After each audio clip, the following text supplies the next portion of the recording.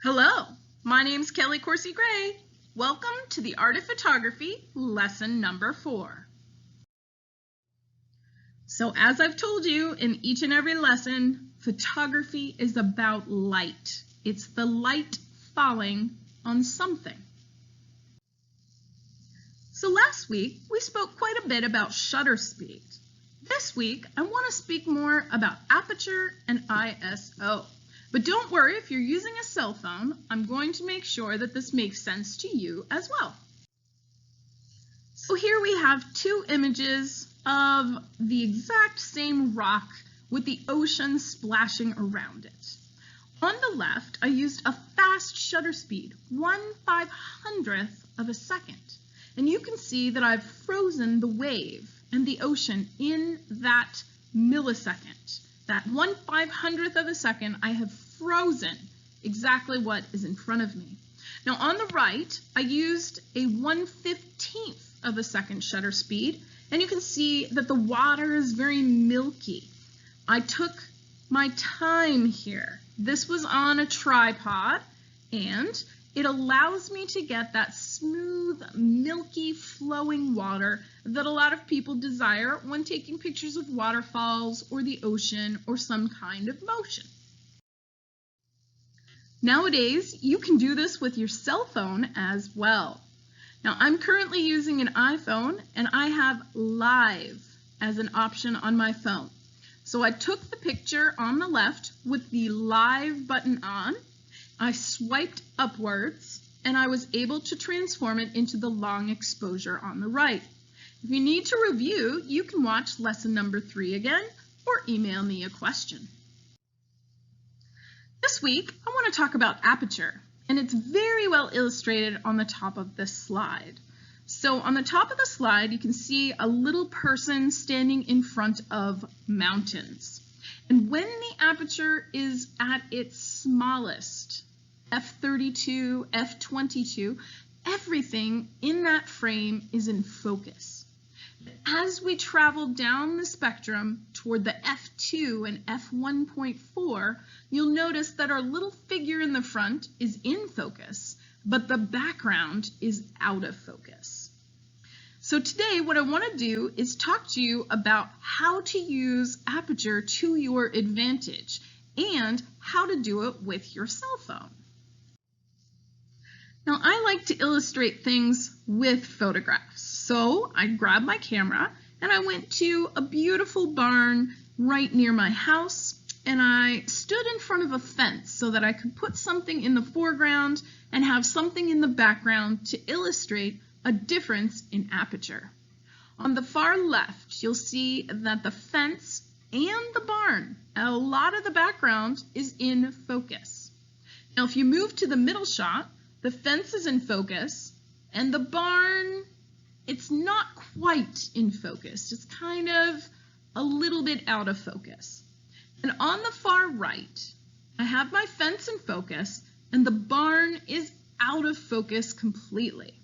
So I shot the left is f22, the middle is f7.1, and the right is f4.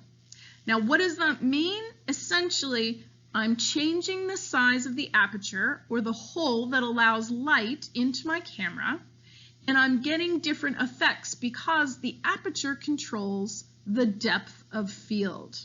So in the image on the right, the depth of field is quite shallow, which means my fence is in focus, but the background is out of focus. Now, in the middle, it's kind of the middle range. My fence is in focus, the background looks almost in focus. We can make out the barn for certain. But if I want everything in my image as crisp and clear as it is possible, then I might use a small aperture, f22. You'll see that the fence and the barn are in focus in this image. Here's another example. I went out and I took pictures of some rocks that were set up right by a little stream. And you can see the rocks tower in the bottom third on the left of the image. So I took this picture a couple different times, and I'll show you the difference. Here is the image shot with f/22, which is the smallest aperture and the largest depth of field. So that's the most in focus I can get everything in the shot. Then I took the image again, focusing on the rocks in the bottom left third, and I took this at f10. This is a middle range where a lot is in focus, but you can see that the background is a little bit out of focus. And finally, I took the image again a third time with an aperture of f4. So this is a small number, but it's the largest opening of my aperture, and it has the shallowest depth of field. So my rocks are in focus, but you can see that the stream is quite out of focus. When I put the two images next to each other, you can really start to see some differences. Now, both of these pictures are primarily brown. Spring is springing, but pretty slowly. And the rocks that are set up in a tower are the same color as the rocks all over the place. But on the right-hand side, you can see that the water is a little out of focus, giving maybe some more prominence to what is in focus in the image, versus the picture on the left where everything is in focus. I love it. These days you can do this with your cell phone as well. Just turn from the photo mode to the portrait mode. Tap on the screen as to what you want in focus and take the picture. By using portrait mode, what I chose to focus on is in focus, and then the cell phone is smart enough to blur the background so that the flowers that I really want you to see are sharp and everything else is kind of blurred.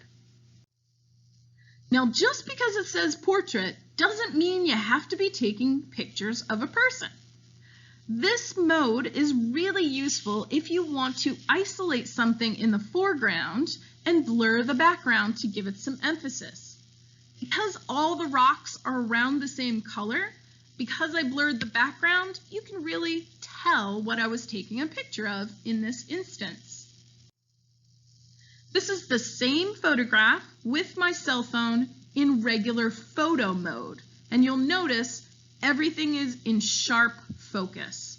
So it's a nice picture, but it's a little harder to tell that I was focusing on that stack of rocks because they blend in very nicely. Here are the two together. On the left is the portrait mode, on the right is the regular photo, both taken with the cell phone. Now here are all four images together. The top two are my cell phone pictures, and the bottom two are the pictures I took with my camera. I think all in all, I really like the one in the top left because it shows my little stack of rocks off to the best advantage. The portrait mode really blurred the background, and thus you can tell what I was taking the picture of.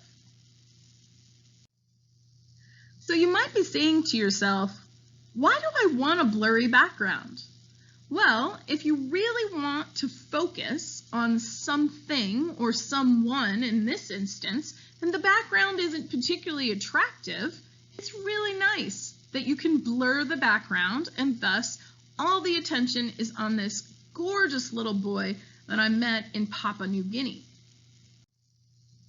I love taking pictures of flowers, and one of my favorite things about flowers is other than a little wind, they don't move around, so you can really get in close and you can do some beautiful things with these stunning, stunning flowers. Now here I used a shallow depth of field. I took this picture with my camera and I used f4, f5, something like that, because I wanted to really focus in on the two flowers up front and let everything else in the background fade away. That way you can really see what I was looking at and what I was focusing on. The garden at the Southern Alleghenies Museum of Art in Ligonier is absolutely spectacular each and every year. It is so stunning. I went the other day and I got a few pictures of these beautiful little daffodil-like flowers, And you can see that I used a shallow depth of field so that you can see color in the background, but you're not distracted by all the details.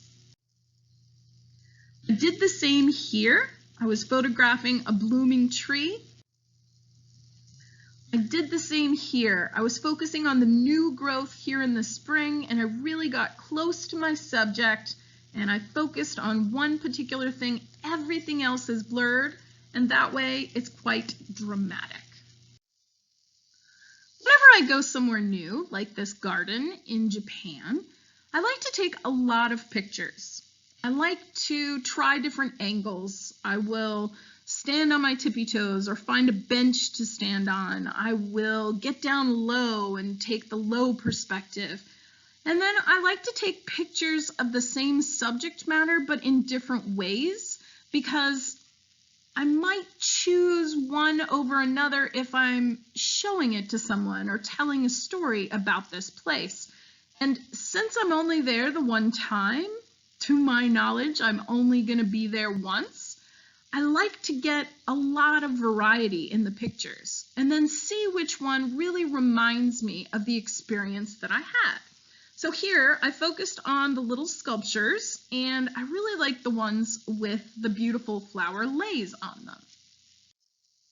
But I took other pictures, and here I took the picture of all of the sculptures in a row, and I only focused on a couple of them, and the rest of them fade off into the distance. Now, if I'm taking a big, gorgeous, beautiful landscape type of picture, very often I will try to get as much of that landscape in focus as I can. So I would take this, if I was taking this with my cell phone, I would take it in the regular photo mode. And if I'm taking this with my camera, I'll probably choose an aperture of f/16 or f/22 so that I can get the bulk of the image in focus. Here in both of these, I went for as much in focus as possible because I thought that was the beautiful aspect of it. The palm tree was stunning, but it was on a gorgeous beach. The ocean was amazing. The sky was stunning. And the picture on the left is in Tulum in Mexico, and the Mayan ruins are off in the background, but I wanted to show the beautiful foliage in the foreground, and I got as much of it in focus as possible. So while sometimes you like just a little bit of focus, other times you want as much as possible. Now, one of my absolute favorite things to photograph is wildlife. And one of my favorite types of wildlife are sea otters. Sea otters are so adorable. I'm going to do a whole talk on wildlife photography and give you some tips and show you some of my images that I've gotten.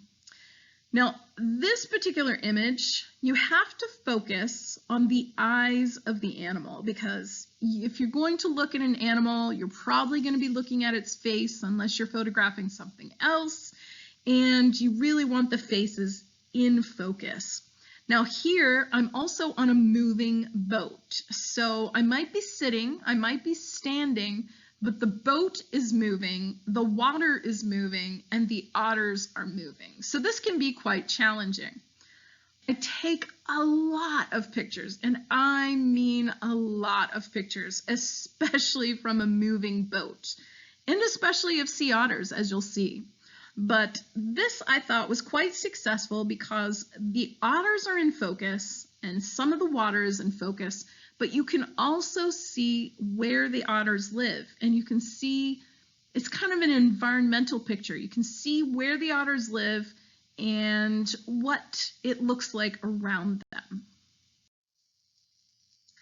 So today we spent the bulk of our time talking about aperture. Last time we spoke quite a bit about shutter speed, and I just briefly want to touch on ISO because the three of these things together are allowing us to take a photograph of light falling on something. Now, for the most part, your camera, your phone is going to adjust the ISO for you. If you want to think of the ISO in relationship to a film camera, for anybody who used a film camera, it would be the film speed would be the equivalent of ISO. Now, it forms 1/3 of the triangle and allows us to do some interesting and creative things, but for all practical purposes right now, what I want you to know is when your ISO gets into the really high numbers, 6,400, 12,800, or 25,600, your photograph is going to look pixelated. You're going to see the actual little teeny tiny pixels of color that are creating your overall image. When will this happen? Well, let's take a look. Now, when will ISO be really important? It will be really important when you have low light conditions. So in the dawn hour, in the dusk hour, in the blue hour before or after the dawn or dusk hour, which we're going to speak of in great detail, or at night. This is where you're going to notice ISO. And if your ISO has to go really high to allow you to get a picture in focus, then that's when your picture might also become really pixelated. So on the left, you can see the Louvre, and this was taken at dusk, and the lights are starting to come out, and so my ISO might have been 400, something like that. The camera made the adjustments in this particular instance, but if I wanted to control it, I could, and that would alter my aperture and shutter speed. On the right, I took a picture at night of the Eiffel Tower, and this is where you might want to limit how high your ISO can go. This is where you might want to say no higher than 1200 or 1600 ISO. Because if you get numbers too far above that, depending on your camera, your image will become really pixelated. So this is an image that I took, and it's quite pixelated because it had a tough time, the camera had a tough time getting this image, and I just want to blow it up even further, and you can see how grainy or pixelated this looks. Now in the old days we called it grainy. That's the film grain. And nowadays it's the ISO and it's pixelated. But here you can see that the Eiffel Tower itself, it's not very sharp when you zoom in on it. The lights themselves have little halos, and you can almost start to see little squares of color. So for the most part, you don't really have to worry too much about ISO. It's part of the triangle, and if we get into more super technical matters down the line, or if you have a question, please feel free to email me. All right, if you want to take this week's lesson and put it to use, give assignment number 4 a try. Essentially, what I'm asking you to do is do what I did. Go out and find something and experiment with your phone or your camera.